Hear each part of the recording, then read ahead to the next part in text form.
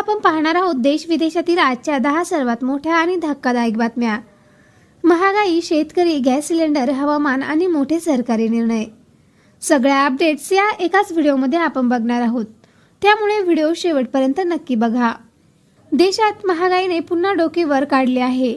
Petrol, diesel आणि gas सिलेंडरच्या दरामध्ये वाढ झाल्याने सर्वसामान्य नागरिकांना मोठा आर्थिक फटका बसत आहे. गॅस सिलेंडर बुकिंगबाबत मोठा बदल करण्यात आला आहे. आता एक गॅस सिलेंडर घेतल्यानंतर दुसरा सिलेंडर मिळण्यासाठी ठराविक दिवसांची मर्यादा ठेवण्यात आलेली आहे. शेतकऱ्यांसाठी आनंदाची बातमी समोर आली आहे. नुकसानग्रस्त शेतकऱ्यांना सरकारकडून आर्थिक मदत देण्याचा निर्णय सरकारने घेतला आहे.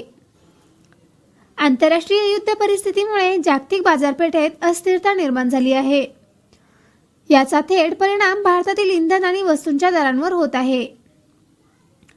हवामान खात्याने इशारा दिला आहे की राज्यातील काही जिल्ह्यांमध्ये पुढील काही दिवसांमध्ये पावसाची शक्यता आहे.